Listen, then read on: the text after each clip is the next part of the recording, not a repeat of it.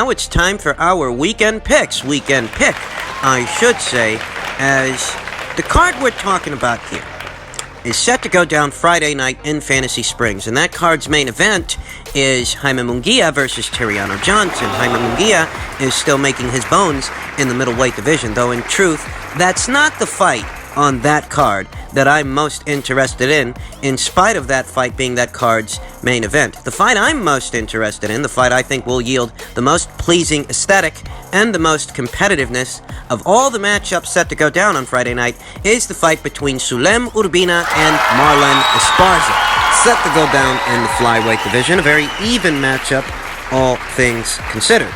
There is a psychological component associated with this fight, that Marlen Esparza and Sulem Urbina have seen each other before in the amateur ranks several times, and every single time Marlen Esparza got the better of it. Marlen Esparza was awarded the victory every single time. She just has Sulem's number, or had it. I say had because that was in the amateur ranks, whereas here, this is the pros. It's a whole different kettle of fish. You know, I think about Marlen Esparza's strengths as a fighter, as an amateur fighter, and a professional one.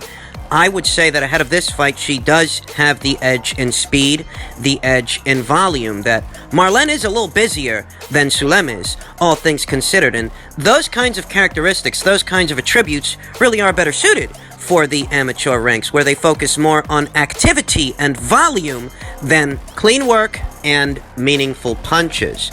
I'll say that Marlen might have the edge in speed, but Sulem, from where I'm sitting, seems to have the edge in power. She only has 2 recorded knockouts in her professional record, but don't let that fool you. You've got to watch the fights. Sulem Urbina does pack a punch, and while the number of knockouts in her record might not communicate that, the aesthetic of her matches and the reaction of her opponents to her punches when they land, that does indicate that Sulem can crack. I think of the 2 fighters in this fight, Sulem is the bigger puncher. I would also add that Sulem Urbina seems to have the more professional style of the 2 fighters in this fight, which might explain why it is that in the amateur ranks, Marlen Esparza always got the better of her, because Marlen's a little busier, throws a lot of shots. Yeah.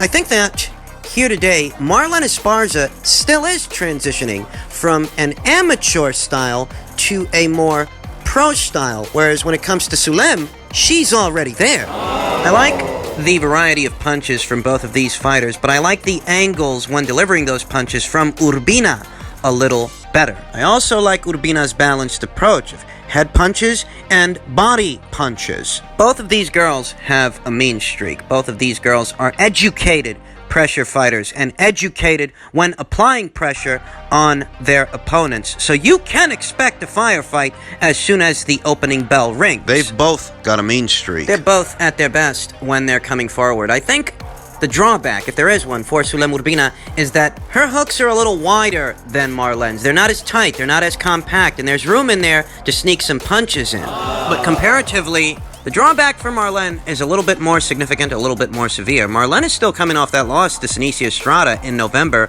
of last year. That was early November, the 2nd of November, 2019. I mean, you can call it a year if you want to. It's not a year to the date, but better still, it's roughly 12 months. It's been roughly 12 months since Marlen saw any action. And the night of the fight, she could have significant ring rust to shake off. And you don't want to go shaking off ring rust against Sulem Urbina. I think that's working against Marlen. Whereas when it comes to Sulem was in action. She managed to get a fight in earlier this year before COVID shut everything down. She was in action against Noemi Bosques in February. And the relevance of when a fighter was last in action has everything to do and manifests in that fighter's sharpness, situational awareness, their timing. That's where it shows up. Sulem fought 3 times last year and once early this year. She's building momentum. She's gaining steam. There's no ring rust to have to shake off here. I think about that, and I think about Marlen Esparza's gas tank. It's the funniest thing, you know. Sulem Urbina's never fought for more than 6 rounds in a professional boxing match, whereas Marlen Esparza has, at least once. Just as well, Marlen Esparza has fought at least 2 times for 3-minute rounds. That's right, she's fought in 3-minute rounders, just like the boys do. But In these instances, those experiences that Marlen has to draw from, she didn't always look her best. Her gas tank, she fades down the stretch, visibly breathing with her mouth open. So, in spite of having those experiences, I don't necessarily know that the longer the fight wears on, the more it would favor Marlen. If anything, I think it would favor Sulem. Especially in this situation when Marlen hasn't had a fight in about 12 months, just a few days short of 12 months. And perhaps if Marlen Esparza would have had a rebound fight after that Senicia Estrada fight, a little gimme fight against a gimme kind of opponent, perhaps I would have liked her chances in this fight a little better. But the truth is, I am leaning towards Sulem Urbina. I think that she is going to exact her vengeance on Marlen Esparza on Friday night, and what I think promises to be a firefight, a shootout, mid-range to inside, Mexican-style gunfight. Those kinds of fights, those mid-range to inside phone booth battles, those brawls, are very physical fights that are very physically taxing. You think about that, and you remember that Marlen Esparza hasn't seen any action in a few days short of a year, whereas comparatively, Sulem has been gaining momentum, staying ready, staying sharp, fight by fight. In a situation where you have two very aggressive, come-forward fighters with a tendency to fight in very physical fights, their physical condition has a lot to do with what you're going to see. And just a few days short of a year of inactivity, I can't trust Marlen to come out on top in this situation. It's for this reason I'm going with Sulem Urbina to win on points in what I think is going to be a very competitive fight, a very tight fight, a fight that I think Sulem Urbina is going to win on points. So that's who I'm going with. When it comes to Munguia versus Johnson, that's really not the kind of fight that requires a prediction. That fight is more about gauging Munguia's performance. How is he looking? Has he improved from his last outing? The natural choice, the logical one, would be Munguia to win, possibly by way of knockout. And I do see that happening, but it's everything from the opening bell to the final bell that I'm going to be taking stock of. That's really what I'm there to see. How does the kid look? Is he a better pressure fighter now than he was before, as there were some wrinkles to iron out? Keep your eyes peeled for this card. Fantasy Springs, Golden Boy Promotions, Urbina versus Esparza, and Johnson versus Munguia on DAZN Friday night. In other news, per a tweet from Michael Benson, announced Gervonta Davis versus Leo Santa Cruz will be shown live and free to air on Channel 5 in the UK this weekend.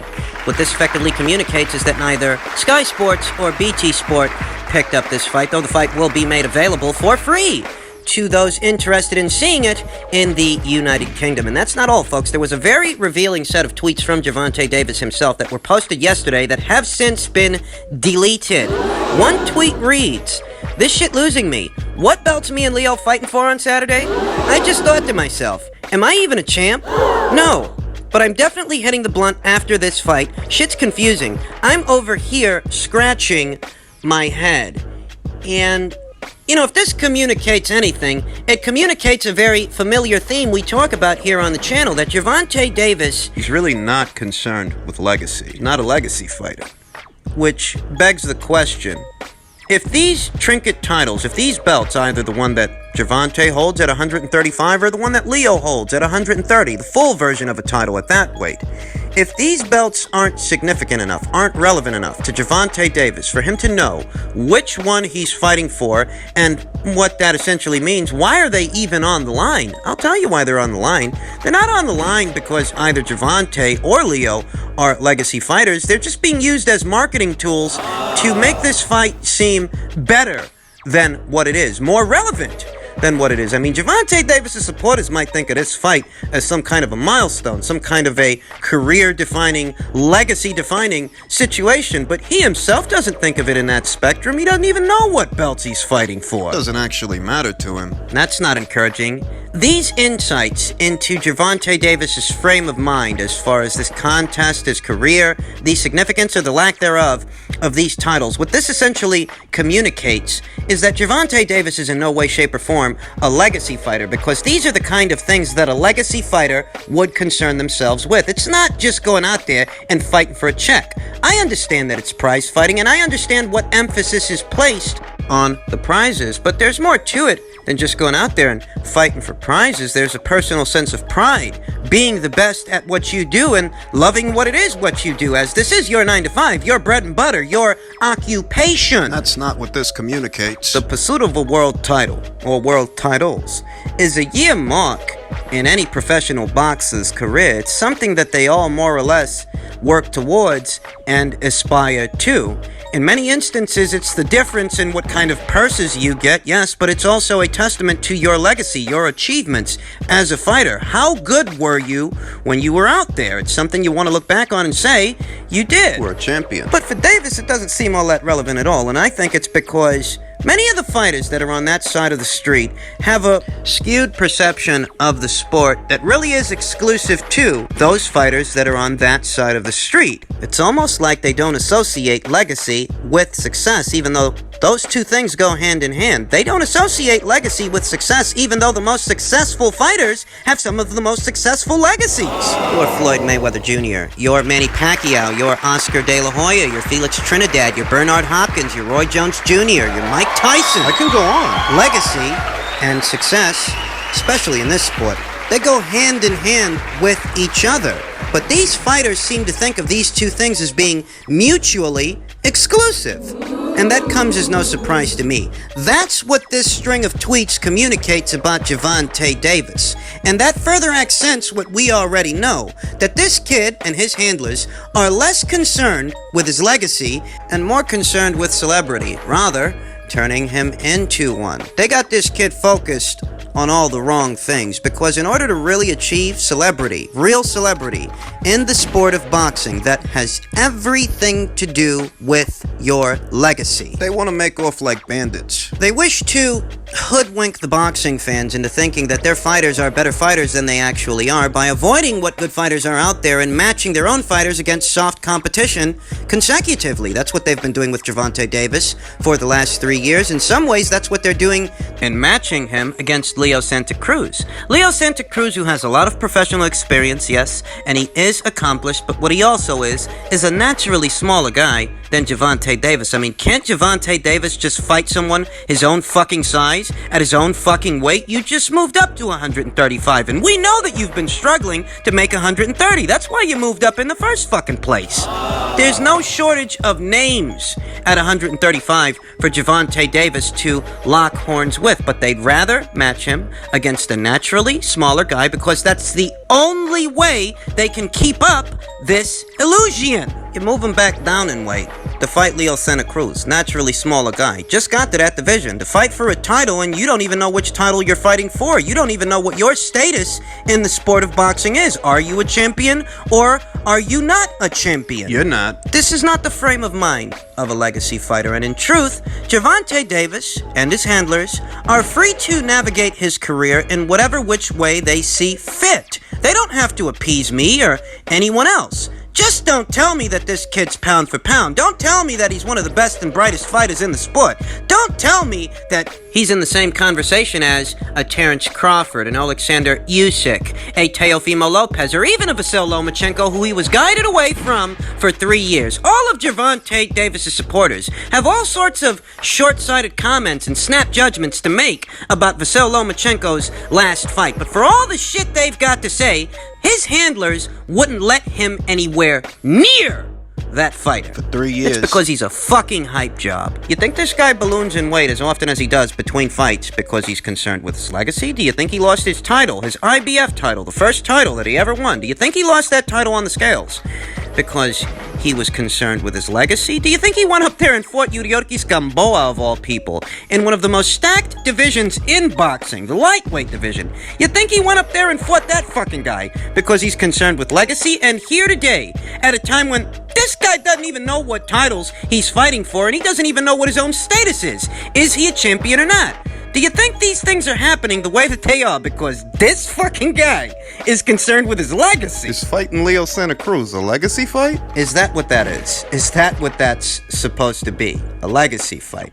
I'll tell you the truth. Gervonta Davis and his team, they don't have to appease anybody. They don't have to appease me or you. They are free to do what they wish to do. They're free to do what they want, and we are free to react to it. And my reaction to Gervonta Davis and his career is, I'm not buying that fucking fight. In truth, I don't care who wins. Cause that's the reaction that kind of fighter, with that kind of a career, and that kind of matchmaking, that's what that gets you. You're not gonna get my money for that bullshit.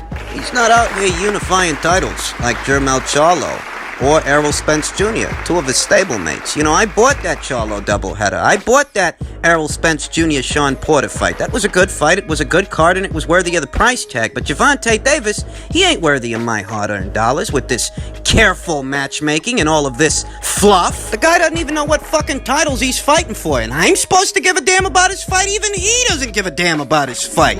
Those tweets were posted yesterday, and they have since been deleted. I have no doubts it's because of how poorly it reflects on Gervonta Davis, the fighter, the guy who's going to be doing the fighting for those belts. I have no doubts they've been deleted because of how poorly it reflects on him and the event coordinators, that he could say something like that when, you know, ideally, that's supposed to mean something to you. It's supposed to matter, but because of your perverse view of the sport of boxing, it doesn't.